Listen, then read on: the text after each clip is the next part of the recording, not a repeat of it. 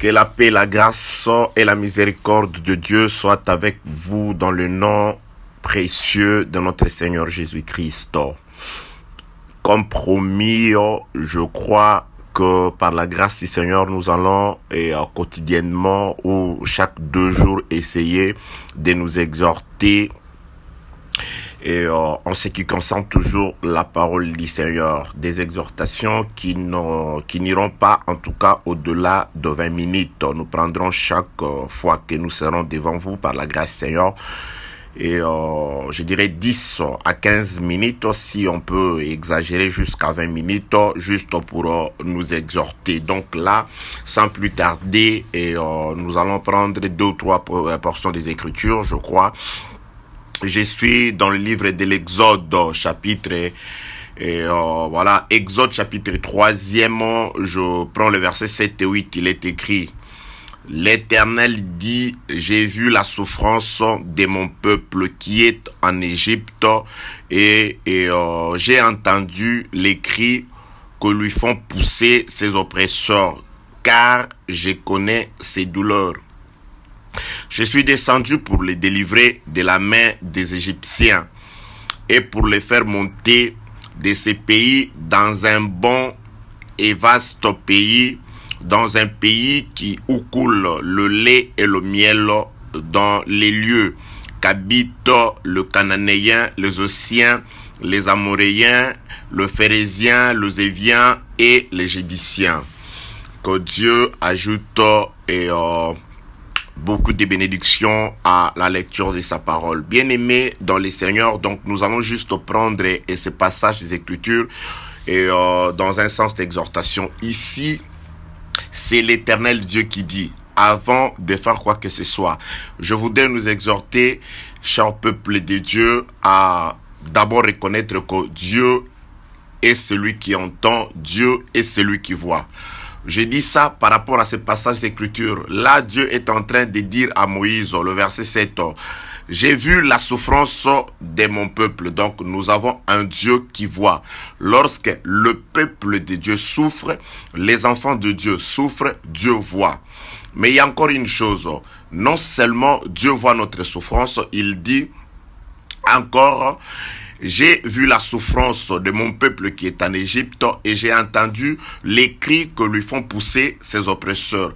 Il n'est pas seulement un Dieu qui voit, mais il est aussi un Dieu qui entend les cris de son peuple. C'est-à-dire, lorsque nous souffrons, Dieu d'Israël, comme dit certaines personnes, comme il nous arrive très certainement de pouvoir nous plaindre parfois. Dieu, ne voit-il pas ma souffrance? Dieu, où est-il? Est-ce que ne voit-il pas que je suis en train de souffrir, que j'ai un tel problème? Ça fait longtemps que ces problèmes demeurent, ça fait longtemps que je suis dans cette situation-là. Dieu ne voit-il pas que je suis en train de souffrir ou que je suis en train, en tout cas, de perdre la force? Je suis en train d'arriver à la fin de mes forces. La réponse aujourd'hui dans cette exhortation, le Dieu qui a créé les cieux et la terre, qui s'est approché d'un peuple par un homme appelé Moïse, est en train de te répondre, en tout cas, à ce moment, à travers cet audio. Il dit, il voit la souffrance, pas de n'importe qui, mais de son peuple qui est en Égypte, c'est-à-dire en captivité. Il te voit dans la souffrance. Et il dit, il entend aussi les cris. C'est là où je veux nous exhorter, bien-aimés dans le Seigneur. Donc, Dieu voit la souffrance et Dieu entend aussi les cris de son peuple.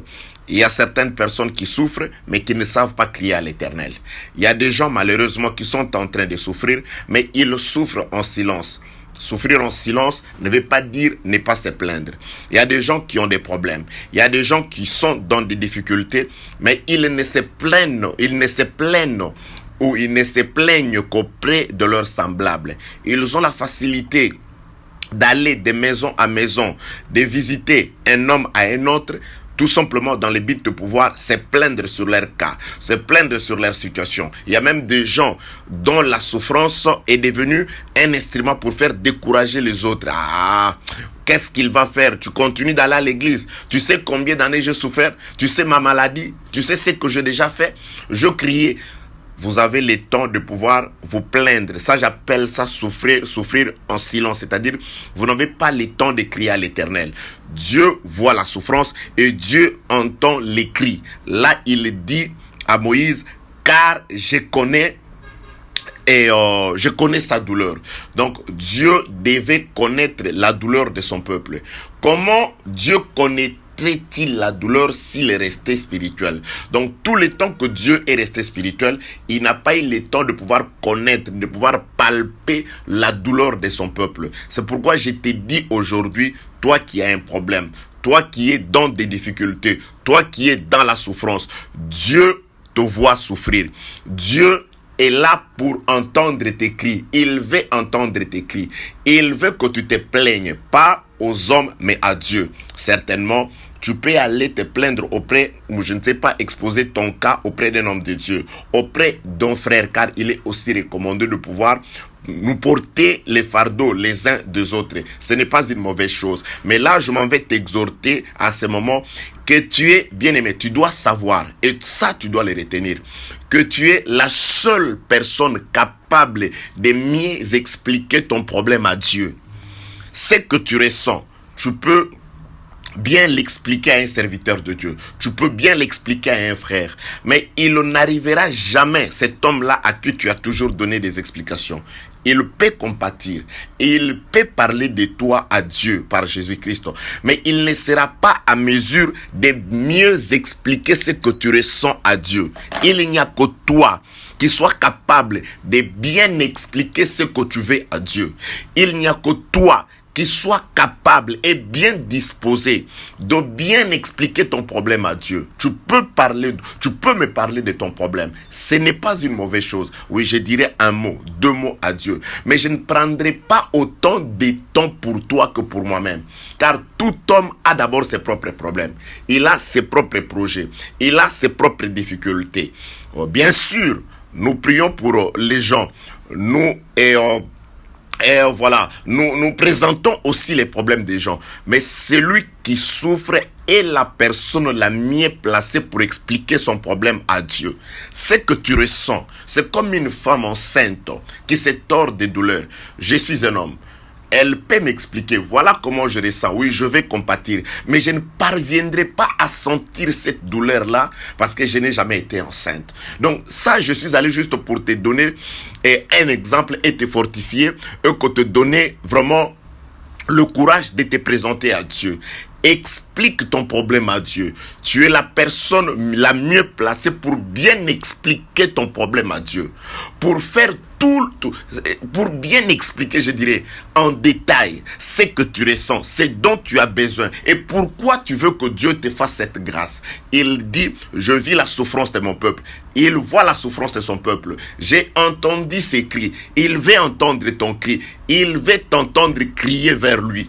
Dieu veut que tu cries vers lui. Dieu veut que tu exposes ton problème à lui. Ce n'est pas qu'il ne voit pas. Il voit. Mais il le fait. C'est-à-dire, il a établi un processus. Quoi qu'il te voit souffrir, mais il veut entendre ton cri. Il veut que tu lui parles. Il veut que tu te plaignes devant lui. C'est comme ça. Il dit, demandez. Jusque-là, vous n'avez pas encore demandé. Demandez. Je vous accorderai, je vous donnerai afin que votre joie soit parfaite. Il savait que c'était ses disciples. Il pouvait leur dire, je connais vos problèmes parce que Dieu connaît nos problèmes. Ici, il affirme et il confirme qu'il voit la souffrance de son peuple. J'ai vu la souffrance et j'ai entendu les cris. Vous souffrez, vous devez crier à Dieu. Vous devez crier à l'Éternel. Vous devez vous approcher de Dieu. Exposer votre problème. Expliquer votre problème à travers la prière. Il dit, car je connais sa douleur. Bien-aimé dans le Seigneur, Dieu a revêtu la chair. Il est descendu sur la terre. Il a eu faim comme toi. Il a été malmené comme toi. Il a été piégé comme toi. Il a été frappé comme toi. Il a été humilié. C'est-à-dire, il est le mieux placé pour te répondre. Pourquoi? Parce que par l'œuvre de la croix, Jésus-Christ, Dieu dans la chair, il a revêtu la chair, il est descendu afin de pouvoir, avant de te sauver, de connaître ta douleur. Vous voyez ce qu'il dit à Moïse? Je vis sa souffrance, j'ai entendu ses cris, car je connais sa douleur. Là, c'était l'ombre des choses à venir. Donc, la réalité, c'est pourquoi Jésus-Christ dit aux Juifs, avant que votre père Abraham fût, je suis. Donc, il veut dire que c'est moi, le je suis, qui descend pour délivrer.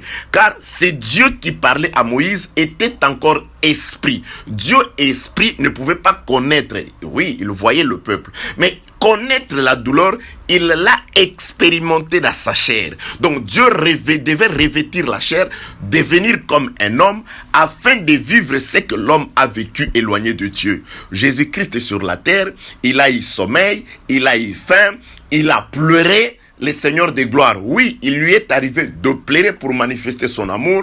Il a été chassé même des territoires dont il était le créateur. Il a été frappé, il a été injurié, il a été insulté, il a été marginalisé dans la société. Il a subi toutes ces choses dans la chair.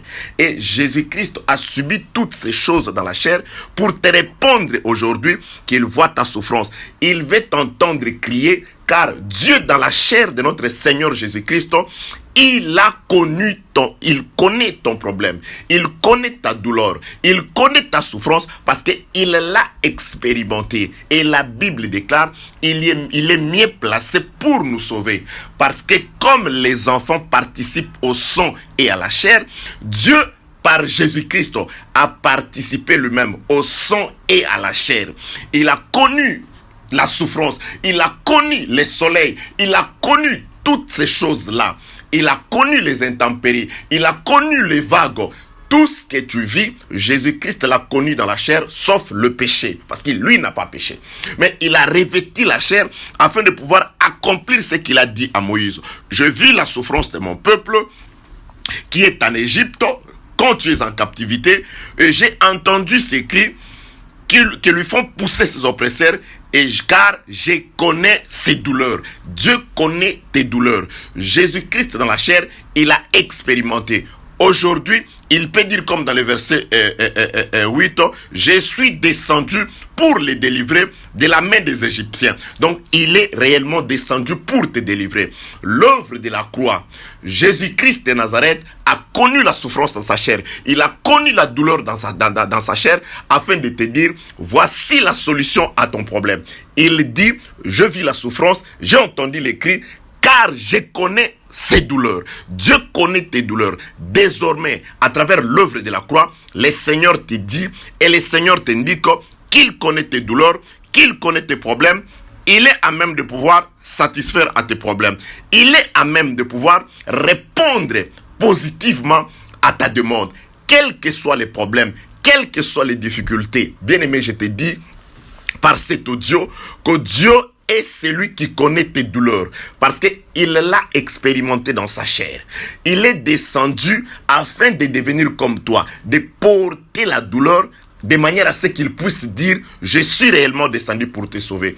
Quel est ton problème? Quelle est ta difficulté? Quelles sont tes douleurs? Quelles sont tes préoccupations? Présente-toi devant Dieu avec foi et confiance que lui, il voit ton problème et il va écouter ton cri car il connaît ta douleur. L'œuvre de la croix, Dieu s'est rapproché de l'homme.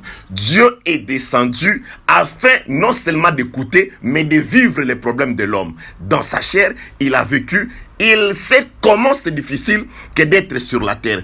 Il sait comment c'est pénible que de vivre éloigné de Dieu. Car dans cette chair, nous vivons encore éloignés de Dieu. La promesse dit, lorsque nous les verrons face à face, c'est-à-dire après l'enlèvement, c'est alors que la douleur disparaîtra avec ce corps de douleur. Mais en attendant, aussi longtemps que nous vivons encore dans cette chair, nous avons des problèmes, nous avons des difficultés. Je voudrais t'exhorter, Dieu voit ton problème, il veut écouter ton cri et n'ignore pas qu'il connaît personnellement tes douleurs pour avoir vécu dans la chair. Présente ton problème à Dieu par Jésus-Christ.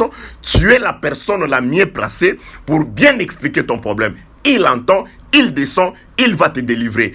Aie confiance à Dieu, car la délivrance est pour toi dans le nom de Jésus-Christ. Amen. Que Dieu te bénisse.